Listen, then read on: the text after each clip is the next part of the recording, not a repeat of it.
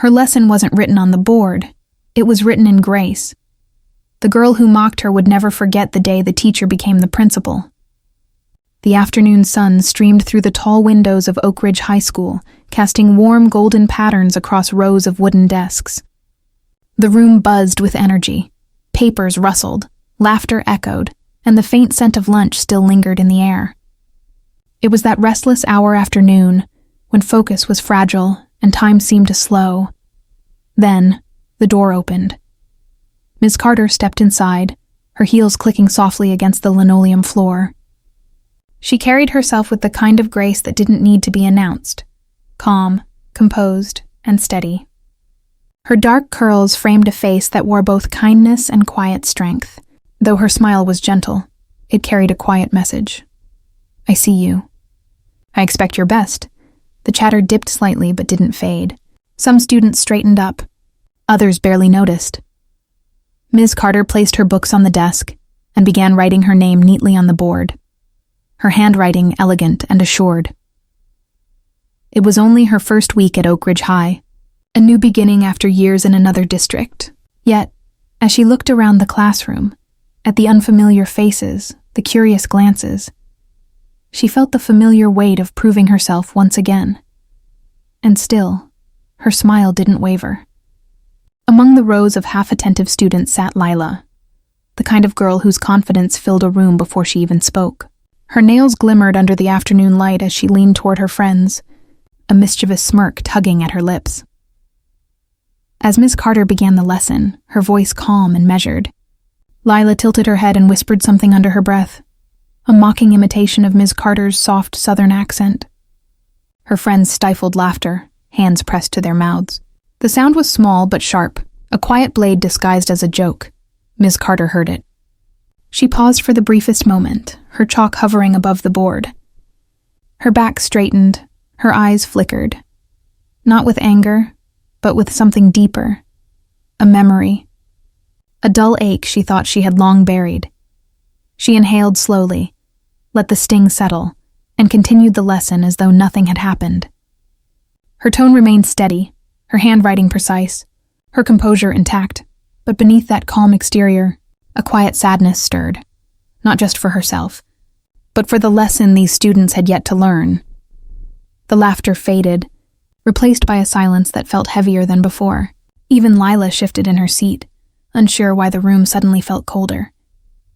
The room settled into a quiet rhythm as the students worked in small groups, the soft hum of conversation filling the air. Ms. Carter moved gracefully between the desks, her voice low and steady as she offered guidance. The sunlight had shifted now, pouring through the windows in long amber lines that stretched across the floor. At one table near the front, a student reached for a dropped pencil and noticed something glinting in Ms. Carter's open folder. A golden badge, half hidden beneath a stack of lesson plans, caught the light. The engraving was faint but clear enough to read, Oak Ridge Administration. The student blinked, puzzled. "Administration?" he whispered. By the end of the period, whispers had begun to spread like ripples on still water.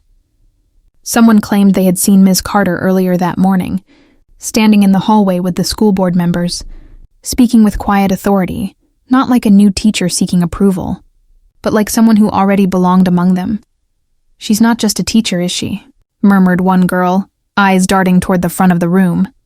Through it all, Ms. Carter continued teaching, calm and unbothered. Her presence was steady, her expression unreadable, as though she knew far more than anyone in that room could yet understand. The bell rang, echoing down the hallway, and students spilled out of classrooms in waves of chatter and laughter. The intercom crackled to life, calling everyone to the auditorium for a special announcement. Curiosity buzzed through the crowd as they filed into the wide room, the scent of polished wood and stage dust hanging in the air. The lights dimmed. Mr. Reynolds, the longtime principal of Oak Ridge High, stepped onto the stage, his familiar smile lined with age and warmth. He adjusted the microphone, his voice calm, yet weighted with finality. "As you all know," he began, "today marks my final day as principal of Oak Ridge High." A murmur rolled through the students, gasps, whispers, exchanged glances, Lila leaned forward in her seat, intrigued. Mr. Reynolds smiled, letting the room settle. But every ending deserves a strong beginning, he continued. And it's my honor to introduce someone whose vision, leadership, and compassion will guide this school forward. The lights shifted. A spotlight turned toward the entrance. From the shadowed hallway, Ms. Carter appeared, graceful, composed, and radiant beneath the golden beam. The room froze. A wave of realization swept over the crowd. Every laugh, every whisper from earlier now echoed back like guilt. Lila's smile faded first. The teacher she mocked was now Principal Carter. Lila's breath caught in her throat. The world around her seemed to blur. The whispers, the shuffling feet, even the soft hum of the lights above.